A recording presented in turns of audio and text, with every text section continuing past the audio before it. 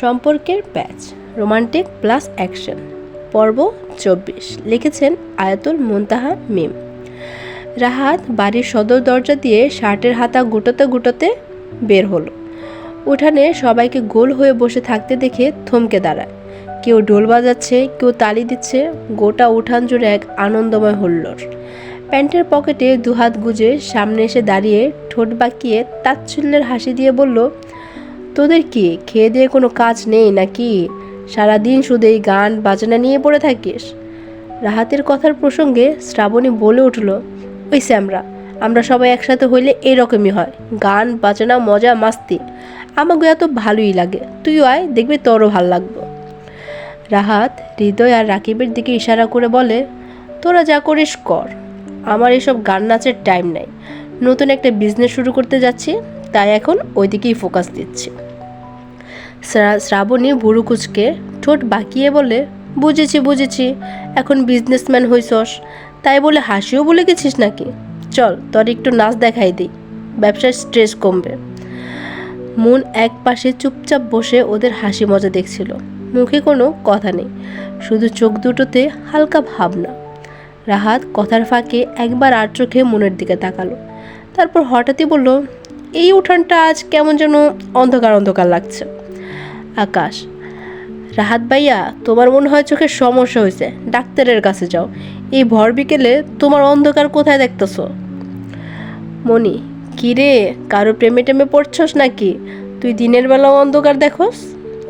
হৃদয় বসা থেকে উঠে দাঁড়ালো, তারপর রাহাতের কাছে গিয়ে ফিস ফিস করে বলল, দুপুরে যেভাবে দমক দিয়ে কথা বলছিস, তারপরও কি ভাবছিস চাঁদের আলো দেখবি? চাঁদের আলো তো নিভে গেছে। ঠিক আছে, তোর আনন্দ কর, আমি যাচ্ছি। হৃদয় রাহাতকে টেনে ধরল। ওর দেখা দেখি মনি আর শ্রাবণীও রাহাতের দুহাত চেপে ধরল। তখন আরও বলে উঠল, আরে দেবরজি, আজকের দিনটাই তো, আসো না। তুমি থাকলে খেলাটা বেশ জমজমাট হবে। মনি আর শ্রাবণী মিলে রাহাতকে মনের পাশের চেয়ারটায় বসালো। মন পাশে তাকাতেই রাহাতের সাথে চোখাচোখি হলো। রাহাত ঠোঁট বাঁকিয়ে হেসে অন্যদিকে তাকালো।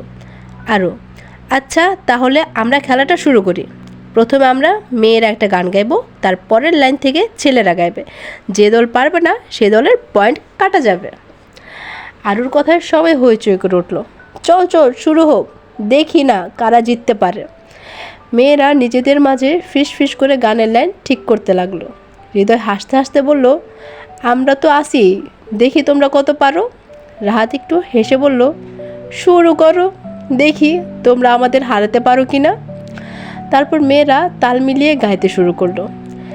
একটা ছিল সোনার কন্যা, মেঘ বরণ কেশ, বাটি অঞ্চলে ছিল সে কন্যার দেশ। এবার ছেলেরা সাথে সাথে উত্তর দিল। রাহাত মনের চোখের দিকে তাকালো, রাকিব শ্রাবণীর চোখে, আর জাহিদ আরুর চোখে। দুই চোখে তারা হারে কি মায়া, নদীর জলে পড়ল কন্যার ছায়া। তাহার কথা বলি, তাহার কথা বলতে বলতে নগরাইয়া চলি। কন্যার ছিল দ্বিগল চুল, তাহার কেশে জবা ফুল, সেই ফুল পানিতে ফেললা কন্যা করল ভুল। কন্যা ভুল করিস না, ও কন্যা ভুল করিস না, আমি ভুল করা কন্যার লগে কথা বলবো না। এ রাউন্ডে ছেলেরা জিতে গেল, এবার মেয়েদের পালা। আগে ছেলেরা বলবে, সবাই একসাথে। তুমি কি আমার হাসি মুখের আবার কারণ হবে, তুমি কি আমার শত ভুলে আবার বারণ হবে। মেয়েরা উত্তর দিল, দেব না জল আসতে চোখে কোনো দিনও আর একটি বার দাও যদি জল মোছার অধিকার। মেয়েরা গানের পরবর্তী লাইন বলতে পেরে আনন্দিত। এবার মেয়েরা আরেকটি গান বলবে। নিঃশ্বাস আমার তুমি জানে দুনিয়া, প্রিয়া আমার প্রিয়া, নিঃশ্বাস আমার তুমি জানে দুনিয়া, প্রিয়া আমার প্রিয়া, কিভাবে তোমায় ছাড়া আমি বাঁচি, যেও না দূরে থাকো কাছাকাছি, তুমি দূরে গেলে প্রাণটা যাবে উড়িয়া। এবার ছেলেরা পরের লাইন থেকে শুরু করলো। রাহাতের চোখ দুটো মনের দিকে স্থির। জীবন দিয়ে আমি ভালোবাসি তোমাকে, এখন বাঁচাও তুমি ভালোবেসে আমাকে, শূন্য আমার এ ভুবন যদি তোমার না পায় মন, শূন্য আমার এ ভুবন যদি তোমার না পায় মন, ধ্বংস করব সব কিছু, ছাড়ব না তোমার পিছু, যতই দূরে যাও প্রিয়া, নিঃশ্বাস আমার তুমি জানে দুনিয়া, প্রিয়া আমার প্রিয়া। ছেলেদের এই পারফরমেন্সটা অসাধারণ হয়েছে। ছাদে বসে বাড়ির বড়রা উপভোগ করছে। সবশেষে রাহাতের চোখে ফুটে ওঠে অস্থিরতার ভাব। তারপর বলো রাইসা খান, আরমান চৌকিদারকে কোথায় লুকিয়ে রেখেছো? রাইসা সামনের দিকে চোখ তুলে তাকালো। খুঁটখুঁটে অন্ধকার। সামনে দাঁড়িয়ে থাকা যুবকটিকে সে স্পষ্ট দেখতে পাচ্ছে না, শুধু তার কণ্ঠে এক ধরনের কঠিন অথচ চাপা যন্ত্রণার সুর। রাইসা ধীরে বলে উঠল, আমি কাউকে লুকাইনি। তার গলা কাঁপছে ভয় আর অজানা আশঙ্কায়।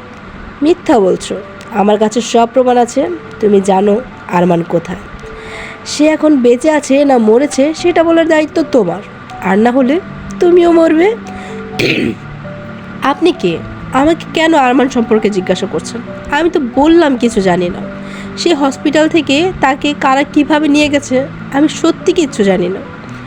যুবকটি এবার হাতে একটা লোহার শিকল পেঁচিয়ে নিল। খুঁটখুঁটে অন্ধকার ঘরে আলো জ্বলে উঠল। রাইসার চোখে ভয়ের আভাস।